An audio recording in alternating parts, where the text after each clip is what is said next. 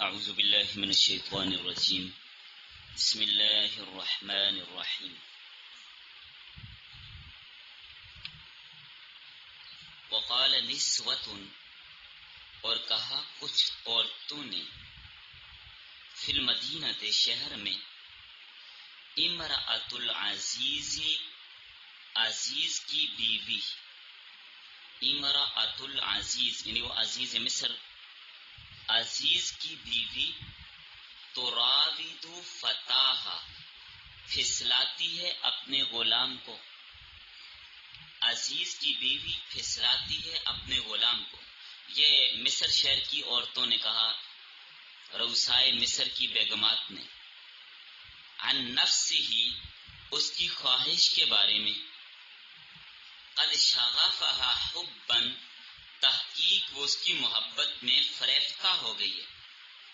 قد شغفہا حبا تحقیق وہ اس کی محبت میں دیوانی ہو گئی ہے فریفتہ ہو گئی ہے. انا لنراہا بے شک ہم دیکھتی ہیں اس کو فی ضلال مبین کھلی گمراہی میں. ایک اتنے بڑے وزیر اعظم کی بیوی ہو کر ایک غلام کو اپنا دل دے بیٹھی ہے یہ کھلی گمراہی میں.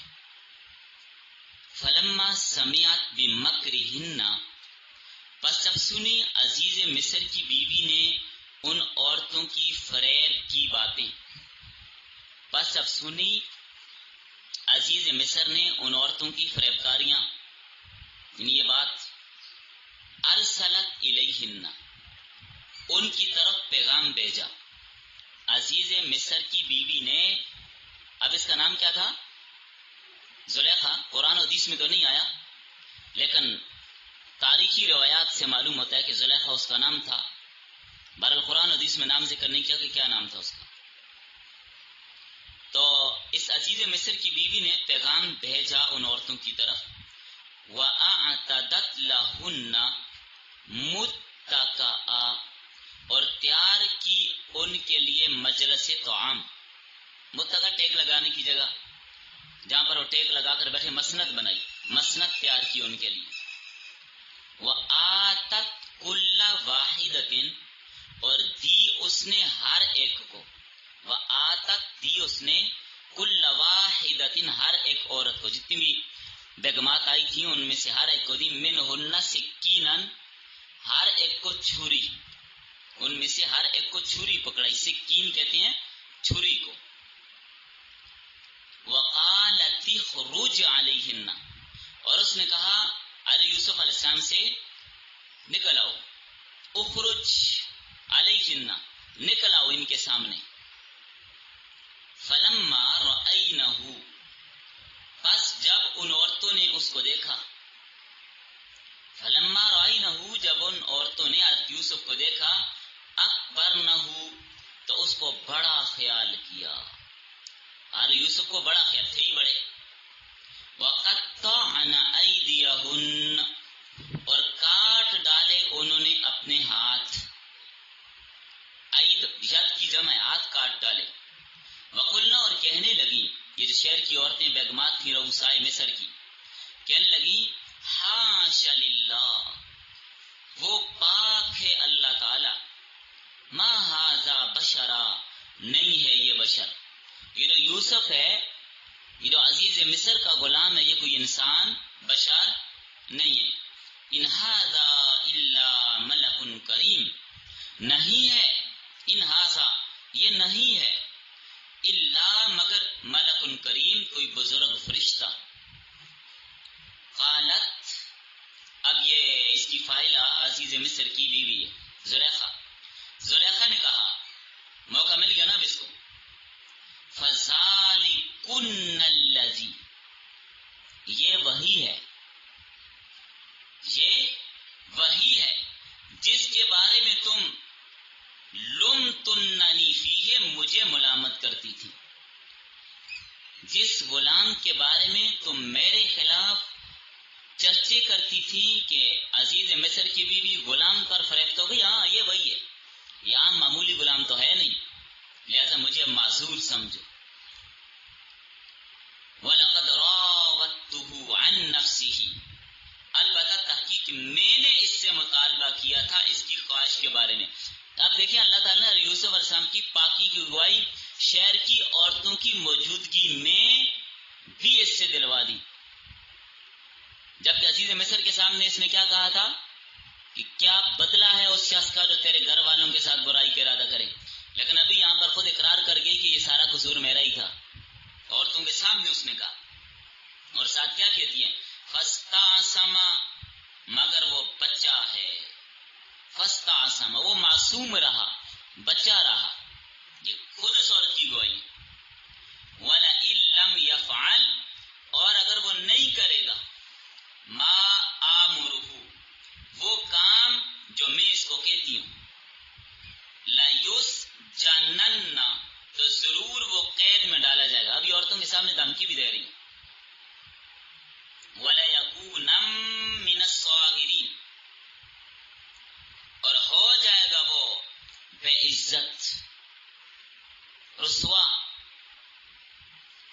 قالا، کہا حضرت یوسف علیہ السلام نے، ربی، اے میرے پروردگار، السجن احب الی، قید خانہ زیادہ اچھا ہے میرے نزدیک، مما یدعوننی الیہ، اس چیز سے جس کی طرف یہ عورتیں مجھے بلاتی ہیں، اس سے بہتر قید خانہ ہے.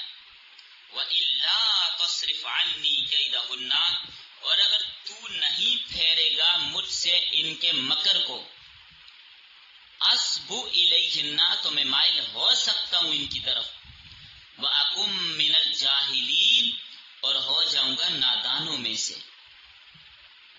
فَاسْتَجَابَ لَهُ رَبُّهُ، پس قبول کی اس کے پروردگار نے اس کی دعا. فَصَرَفَ عَنْهُ كَيْدَهُنَّ، پس پھیر دیا اللہ نے یوسف علیہ السلام سے ان عورتوں کا مکر. إِنَّهُ هُوَ السَّمِيعُ الْعَلِيمُ، بے شک اللہ سننے والا اور جاننے والا ہے. ثُمَّ بَدَا لَهُمْ، پھر واضح ہوئی بات ان سب کے سامنے، من بعد ما رأوا الآیات، بعد اس کے کئی نشانیاں دیکھ چکے تھے.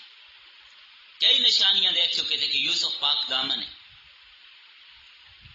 لَيَسْجُنُنَّهُ، البتہ ضرور اس کو قید میں رکھیں، حتی حین، ایک وقت تک. بس. سورہ یوسف درس نمبر 9،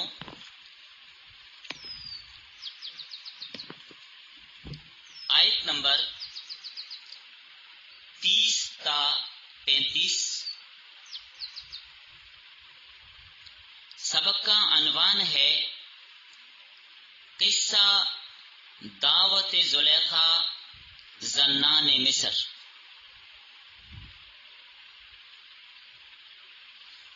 زلیخا نے جو مصر کی خواتین کی دعوت کی اس کو بیان کیا جا رہا ہے. یہ اس قصے کا تقریباً 7واں مرحلہ چل رہا ہے. ربط، گزشتہ درس میں آپ نے پڑھا تھا کہ عزیز مصر پر یہ بات ظاہر ہو گئی کہ قصور سارا اس کی بیوی کا ہے.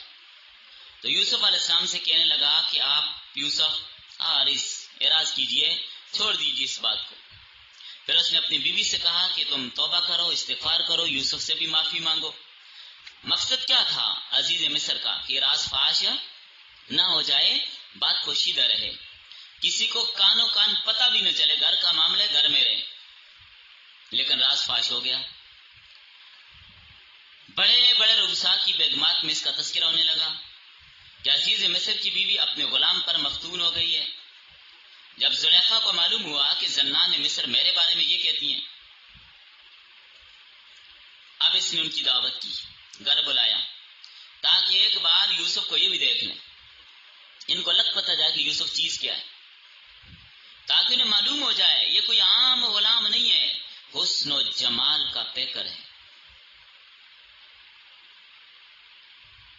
جب یہ اس کا حسن دیکھیں گی تو مجھے معذور سمجھیں گی، خود ان کو سمجھ آ جائے گی کہ حسین ہی ایسا ہے، اس سے بچنا ناممکن ہے. پہلے واقعہ میں ابتدا میں شیر خوار بچے کی گواہی دلائی. اب دوسرا واقعہ زنان مصر کا ہے. اس واقعہ میں عزیز مصر کی بیوی نے سب کے سامنے اس کا اعتراف کیا کہ میری طرف سے ہی طلب تھی، یوسف بے قصور تھا۔ وَلَقَدْ رَاوَدتُّهُ عَن نَفْسِهِ فَاسْتَعْصَمَ، یہ بچارا میں نے اس کو بلایا تھا، اعتراف کیا۔ زلیخا نے شروع میں الزام لگایا تھا یوسف پر اور کہا کیا سزا ہے اس کی جو تیرے اہل سے برائی کا ارادہ کرے، لیکن اب خود زنان مصر کے سامنے اعتراف کیا کہ طلب میری ہی تھی، لیکن یہ بچ گیا، فاستعصم، بچ گیا، بڑا پکا بچہ۔ تو عزیز مصر کی بیوی کا مقصد تو صرف شہر کی عورتوں کی دعوت کرنا، کھانا کھلانا نہیں تھا، اپنے اوپر سے ندامت کو ختم کرنا تھا۔ لیکن اللہ تعالیٰ نے اسے حضرت یوسف کی مزید پاکی کا ذریعہ بنا دیا کہ پورے شہر والوں کو پتہ چل جائے قصوروار یوسف نہیں ہے۔ فرمایا شہر مصر کی رہنے والی خواتین نے یہ بات کہی، عزیز مصر کی بیوی اپنے غلام کو پھسلاتی ہے اور اپنی طرف مائل کرنا چاہتی ہے، تحقیق اس کی محبت نے اس کے دل میں جگہ کر لی ہے، غلام کی محبت میں دیوانہ ہو گئی ہے۔ یہ کھلی گمراہی میں ہم اس کو دیکھتے ہیں۔ یہ تو ترجمہ ہوا۔ آخر وہ غلام کیسا ہے، کیسا خوبصورت چاند ہے کہ اتنے بڑے وزیر اعظم کی بیوی ہوتے اس پر فریفت ہو گئی۔ ایک نقطہ عرض کر رہا ہوں، یہاں پر آپ نے پڑھا جب زلیخا نے ان عورتوں کا مکر و فریب سنا تو اس نے بھی ان کے ساتھ ایک مکر کیا، ایک تدبیر کی۔ یہ آیت کے اندر آپ نے پڑھا نا، فَلَمَّا سَمِعَتْ بِمَكْرِهِنَّ، بس جب سنی عزیز مصر کی بیوی نے ان عورتوں کی مکر کی باتیں۔ اب سوال یہ ہے کہ شہر کی عورتوں نے کیا مکر کیا تھا، کیا تدبیر کی تھی؟ انہوں نے تو صرف ایک بات کی ہے، ان عورتوں نے تو صرف ایک بات کی ہے۔ کیا بات کی ہے؟ کہ عزیز مصر کی بیوی ایک غلام کو اپنا دل دے بیٹھی ہے، ایک بات کی ہے۔ مکر کیا کی؟ انہوں نے تو حقیقت حال بتایا، تو جناب والا ان کا ایک مکر تھا۔ یہ تذکرہ ان عورتوں نے کیا ہی اس لیے تھا کہ یوسف کو انہوں نے کبھی دیکھا نہیں تھا، کہ ہم ایسی بات کریں، یہ ہماری تدبیر ہوگی تو ہمیں بلایا جائے گا یوسف کو دیکھنے کا، ہمیں موقع دیا جائے گا، چلو ہم بھی یوسف کو دیکھ لیں گے۔ حسن و جمال کے چرچے تو تھے حضرت یوسف کے پورے مصر میں۔ ویسے بھی مصر آپ کو پتہ ہے، میں تاریخ مصر انشاءاللہ ذکر کروں گا آپ کے سامنے، مصر میں حسن و جمال بہت زیادہ ہے، لیکن ہمارے یوسف کے حسن و جمال کے چرچے ہوئے تو شہر بھر کے لوگ چاہتے تھے کہ ہمارے یوسف کو دیکھیں۔ تو ان عورتوں کا بھی دل کر رہا تھا کہ ہم کسی نہ کسی بہانے یوسف کو دیکھ سکیں، اس لیے انہوں نے یہ شوشہ چھوڑنا شروع کیا کہ عزیز مصر کی بیوی کو دیکھو، ایک غلام پر دیوانی ہو گئی ہے، تاکہ ہماری یہ بات جب ادھر پہنچے گی تو ہمیں بھی دیکھنے کا موقع مل جائے گا۔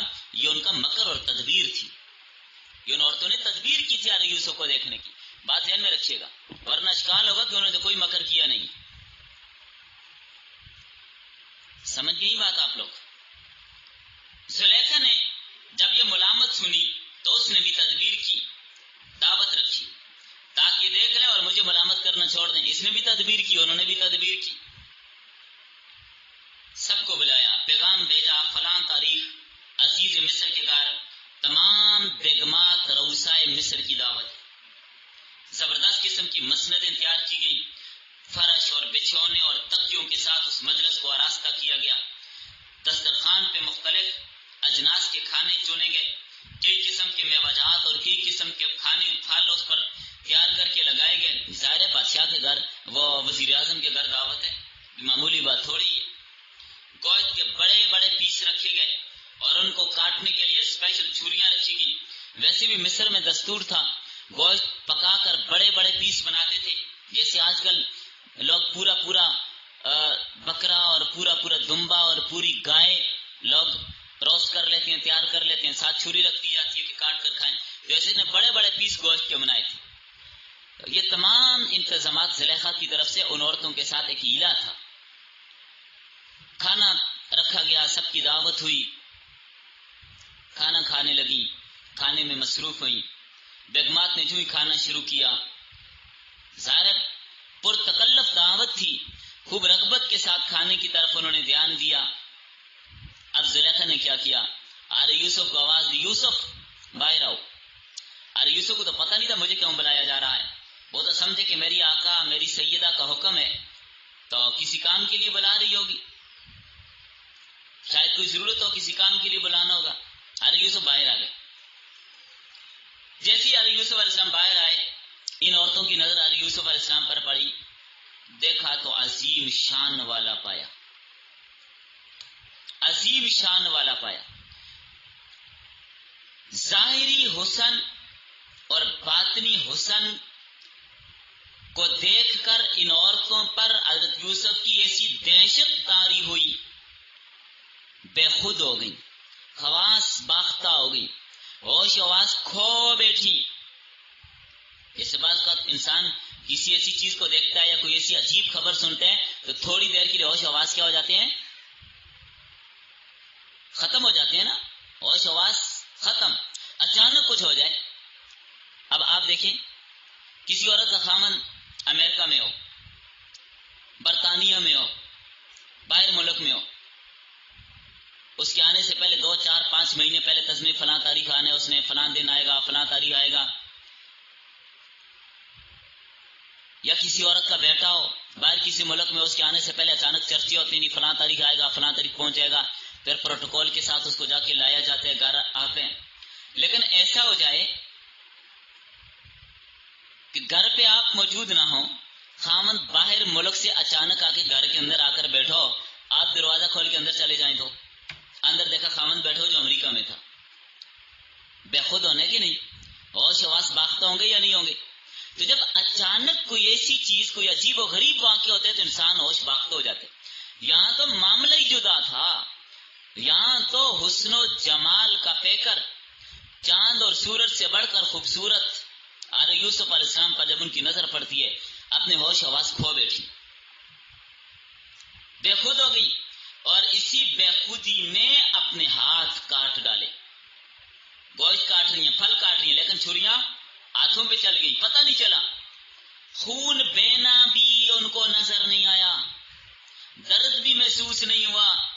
جب ہوش میں آئی تو کہنے لگی حاش للہ ما ھذا بشرا ان ھذا الا ملک کریم. یہ تو انسان ہے ہی نہیں ہے, یہ تو کوئی عزت والا فرشتہ نظر آتا ہے. اتنا بے مثال حسن و جمال اور عظمت انسان میں کہاں سے ہوتی ہے؟ یہ فرشتوں کے اوصاف ہیں. یہ کوئی فرشتہ ہے جو انسانی صورت میں نمودار ہو گیا. اب یہ عورتیں جتنے بھی تھیں, پورے مصر کی شاہی خاندان کی عورتیں, وزراء کی بیگمات, سب حضرت یوسف علیہ السلام کو دیکھ کر ہوش و حواس کھو بیٹھی. اور اس ظاہری حسن و جمال کے علاوہ چہرہ اقدس پر تقوی, طہارت, معصومیت کا حسن بھی تھا. ان عورتوں کے سامنے سے بلا ان کی طرف التفات, بلا ان کو دیکھے آر یوسف گزرے چلے جا رہے تھے, اور یہ ان کو دیکھتی چلی جا رہی تھی جیسے فرشتہ جا رہا ہے. اور پھر ایسی معصومانہ رفتار, یہ رفتار ان کو اور مرعوب کر رہی تھی. جب ان عورتوں نے یہ جملہ کہا حیران رہ گئیں, دیکھتی کی دیکھتی رہ گئیں. اس وقت زلیخا نے ان عورتوں سے کہا, موقع مل گیا نا, اس کے ہاتھ تھی بات, کہ لگی ہاں یہ ہے وہ شخص جس کی محبت کا تم عورتوں نے مجھے تانا دیا تھا. یعنی بتانا یہ چاہتی تھی کہ جب حسن و جمال اس شخصیت پر ایسا ہے تو میں تو معذور و مجبور ہوں, میں کیا کر سکتی ہوں. ایک نظر تمہاری ابھی اس پر پڑی ہے, تم اپنے ہوش و حواس کھو بیٹھی ہو, اور ٹک ٹکی باندھ کر تسلسل سے اس کو دیکھی چلی جا رہی ہو, مجھے کیوں ملامت کر رہی تھی. اب ان عورتوں کو بھی بات سمجھ آ گئی کہ یہاں پر زلیخا بھی معذور ہے. حسین ہی ایسے یہ زلیخا نے ان عورتوں پر واضح کر دیا کہ اگر میرے دل میں اس کی محبت ہے تو میں معذور ہوں, یہ کوئی عام غلام نہیں ہے. اس کے بعد زلیخا نے زنان مصر کے قول ان ھذا الا ملک کریم, اس کی تائید کی کہ تم یہ کہتی ہو نا یہ کوئی معصوم فرشتہ معلوم ہوتا ہے. زلیخا کہنے لگی ہاں معصوم رہا، بچہ رہا۔ اس اعتراف کے بعد زلیخا نے یوسف علیہ السلام کو دھمکی دی۔ اب ان عورتوں کی موجودگی میں، یہ عورتیں موجود ہیں، بیگمات ساری موجود ہیں، اب زلیخا ان عورتوں کی موجودگی میں حضرت یوسف کو پھنسانے کے لیے کیا کہہ رہی ہے؟ کہنے لگی لَإِن لَّمْ يَفْعَلْ مَا آمَرُهُ لَيُسْجَنَنَّ وَلَيَكُونَ مِنَ الصَّاغِرِينَ، اگر یہ میری بات نہیں مانے گا، جو میں اس کو کہہ رہی ہوں، میرے حکم کے موافق کام نہیں کیا تو میں جیل میں ڈال دوں گی، جیل بھیج دوں گی، وہاں یہ ذلت اٹھانے والوں میں سے ہوگا۔ ظاہر قید و بند کی صعوبتیں یہ الگ ذلت ہے، پھر وزیر اعظم ہاؤس سے نکل کر جیل میں جانا ایک ذلت کی بات ہے، لیکن نبی اس بات کو کیا جانے، انہیں کیا لگا دنیاوی معاملات کے ساتھ۔ یہ بات عورتوں نے، زلیخا نے ان عورتوں کے سامنے کہی۔ اب عورتیں جو بیگمات تھیں، جب زلیخا کی یہ بات سنی، کیونکہ زلیخا یوسف کو پھنسانے کے لیے اب اور جال ڈال رہی تھی، دھمکی دے رہی تھی، اگر میری بات نہیں مانیں گی جیل کر دوں گی، شاید یہ ڈر کر بات مان جائے۔ اور اب عورتیں جو تھیں، اب چونکہ یہاں پر صیغہ آیا جمع کا، میں وہ آپ کو سمجھا رہا ہوں۔ جب حضرت یوسف علیہ السلام نے دعا کی تھی کہ اللہ جس چیز کی طرف یہ عورتیں مجھے بلاتی ہیں، مما یدعوننی الیہ، یہ جمع کا صیغہ ہے، تو بلاتی تو ایک زلیخا تھی، باقی عورتوں نے تو کچھ نہیں کہا۔ تو بھائی بات سمجھیں، بیگمات جتنی بھی تھی ان سب نے یوسف علیہ السلام کو کہا کہ یہ تمہاری مالکہ ہے، یہ تمہاری سیدہ ہے، تمہاری سردار ہے، لہذا غلام کا کام ہوتا ہے اپنی سردار کی بات ماننا، تو اے یوسف جیسے زلیخا کہتی ہے ویسے کرو۔ ساری عورتوں نے علی یوسف کو یہ بات کہی، جس کی بات فوراً مانو۔ اب سب عورتیں علی یوسف کو پھنسانے کے چکر میں پڑی، تو علی یوسف نے دیکھا ہر طرف سے جال بچھایا جا رہا ہے، گھبرا کر دعا کی اللہ تعالیٰ سے، یا اللہ مجھے اس جال سے بچا، جس جال میں یہ مجھے پھنسا رہی ہیں اس سے جیل خانہ ہی زیادہ اچھا ہے، میں جیل چلا جاتا ہوں، ان کے جال میں نہ پھنسانا۔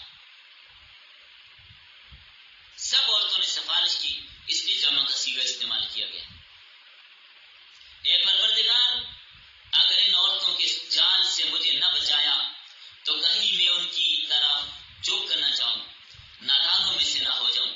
اللہ نے علی یوسف کی دعا کو قبول کر لیا، جس نے کہ وہ سننے والا اور جاننے والا ہے۔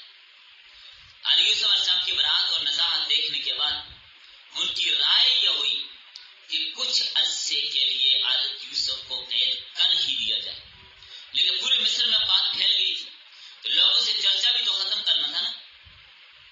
اگر زلیخا اس پر فریفتہ ہوئی ہے تو لوگ سمجھیں کہ اگر فریفتہ ہوئی ہے تو قید کیوں کروایا، تو لوگوں کے ذہن سے بات نکل جائے گی کہ جو قید کروا رہی ہے تو مطلب ہے کہ یہ فریفتہ نہیں ہوتی۔ لوگوں کے ذہن سے بات نکالنے کے لیے ان کا چلو قید کر دو۔ عزیز مصر کو بھی یہی صورت نظر آئی کہ اپنے گھر سے اس تہمت کو ہٹانے کی خاطر کچھ عرصے کے لیے علی یوسف کو قید کر دیا جائے، لیکن ان کو اچھی حالت میں رکھا جائے گا تاکہ اس کی بیوی سے بدنامی ختم ہو جائے اور بدنامی سے محفوظ ہو جائے اور بیوی پر پردہ پڑ جائے، یہ مقصد تھا۔ علی یوسف کو جیل بھیج دیا۔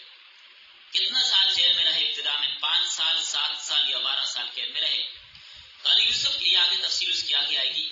علی یوسف علیہ السلام کے جیل میں قدم رکھتے ہی جیل کی فضا بدل گئی۔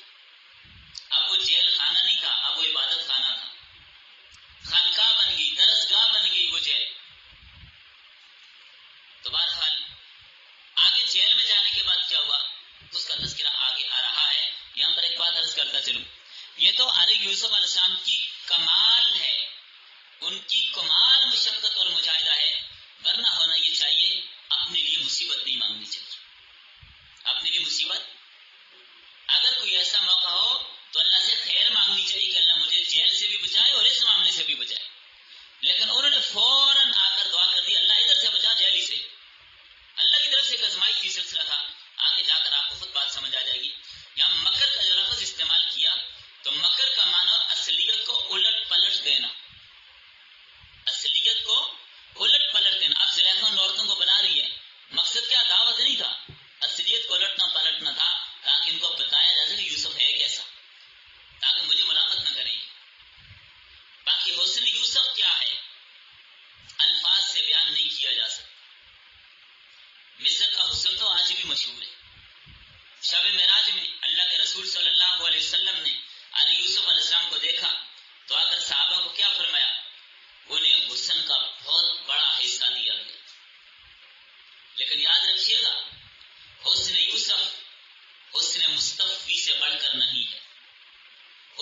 یوسف حسن محمدی سے زیادہ نہیں ہے.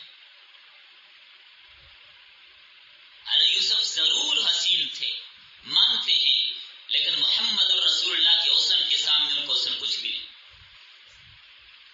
ارے یوسف کے حسن کو دیکھنے والیاں ایمان لائی تھی؟ نہیں. کیا کیا تھا؟ انگلیاں کاٹی نا.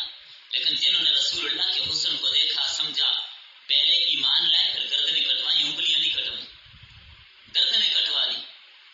رسول اللہ کی محبت میں اپنی جانیں مروا دی، لیکن رسول اللہ کی محبت سے ایک قدم پیچھے نہیں آتے. یہ ہے حسن محمدی. ان عورتوں نے اس کو فرشتہ کہا حضرت یوسف کو، تو انہیں معلوم نہیں تھا، اس لیے فرشتہ کہا. افضلیت بشریت کا علم نہیں تھا، ورنہ وہ کیا جانے انبیاء فرشتوں سے بھی افضل ہوتے ہیں. انبیاء فرشتوں سے بھی افضل ہوتے ہیں. اللہ اکبر. باقی اس عورت کے دل میں جو یوسف علیہ السلام کی محبت تھی، وہ اپنے غلط جذبات کو تسکین پہنچانے کے لیے تھی. حقیقی محبت ہوتی تو کبھی اپنے اس محبوب کو جیل میں نہ ڈالتی. تلقات کی طے میں 3 چیزیں پائی جاتی ہیں، یا 3 میں سے ایک ضروری ہوتی ہے. نمبر 1،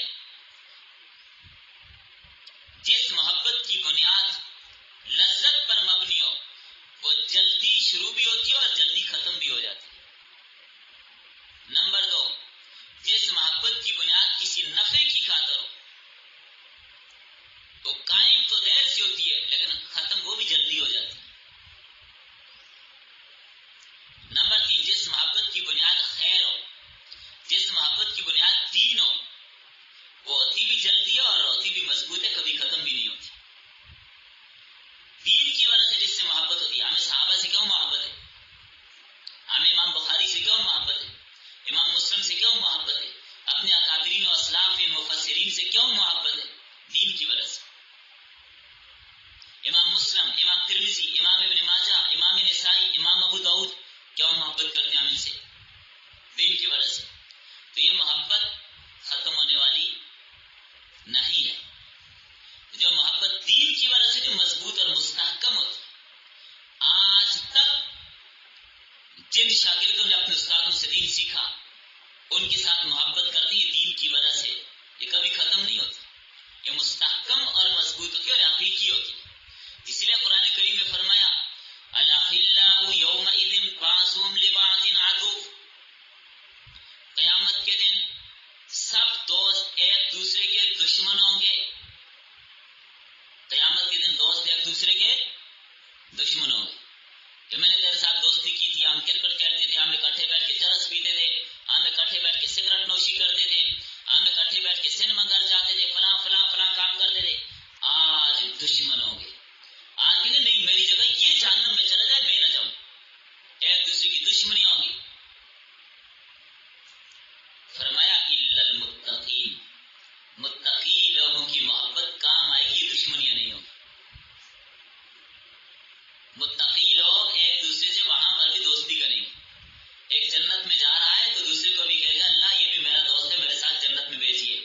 میرے ساتھ بیٹھ کر قرآن پڑھتی تھی، میرے ساتھ بیٹھ کر تفسیر سیکھتے تھے، میرے ساتھ بیٹھ کر حدیث کے درس سنتے تھے، میرے ساتھ نمازیں پڑھتے تھے، میرے ساتھ جمعے پڑھتے تھے. اللہ میں ساتھ لے کے جنت میں جاؤں گا. تو یہ دوستی کام آئے گی. وہاں گناہ سے بچنے کے لیے ایک سبق ملا ہمیں حضرت یوسف کے واقعہ سے، آج کی آیات سے.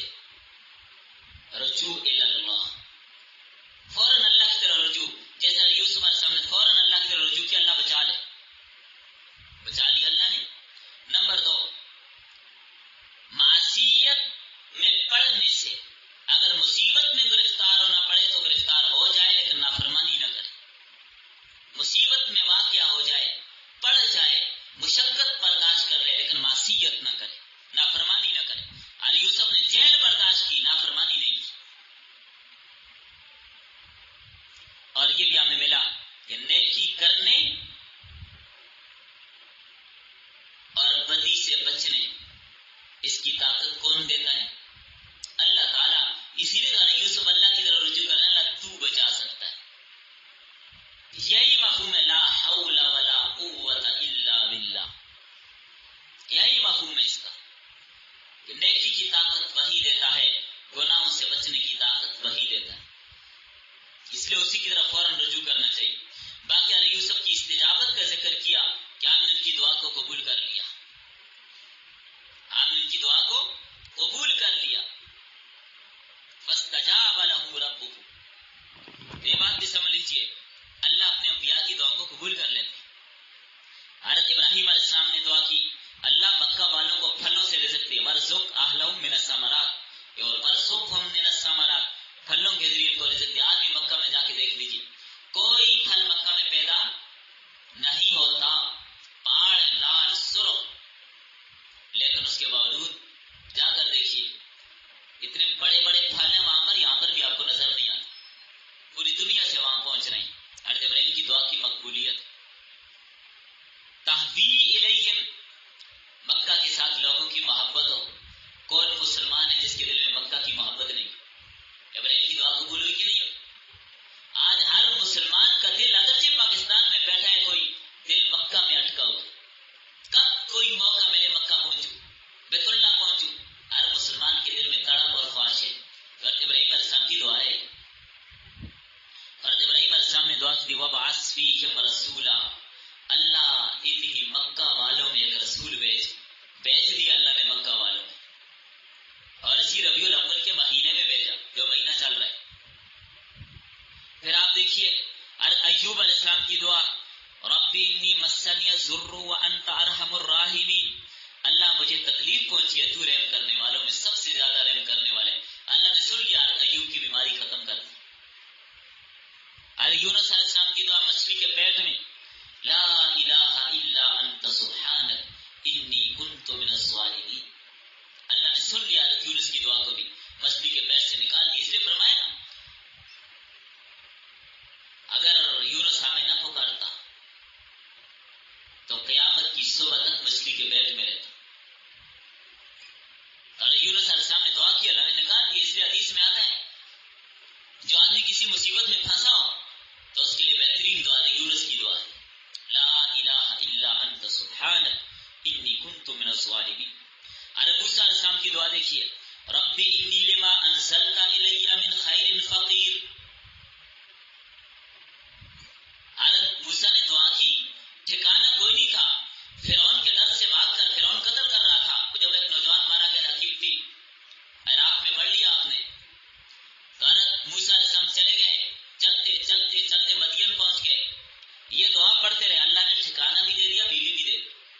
جس کا گھر نہ ہو، جس کی شادی نہ ہو رہی ہو، حضرت موسیٰ کی اس دعا کا اہتمام کیجیے رب انی لما انزلت الی من خیر فقیر. زکریا علیہ السلام کی اولاد نہیں ہے، رب ہب لی من لدنک ذریۃ طیبہ، اللہ اپنی جانب سے نئے صالح اولاد دے دی. اللہ کے نبی کی کیا دعا ہے. اور حضرت ابراہیم علیہ السلام نے بھی دعا کی تھی رب یہ، اور اسی طرح زکریا نے یہ دعا بھی کی تھی، اور یہی دعا حضرت ابراہیم علیہ السلام نے بھی کی رب ہب لی من الصالحین، اللہ نیک و صالح بیٹا دے دے. رب لا تذرنی فردا وانت خیر الوارثین. یہ انبیاء کی دعائیں. ہمارے نبی صلی اللہ علیہ وسلم نے دعا کی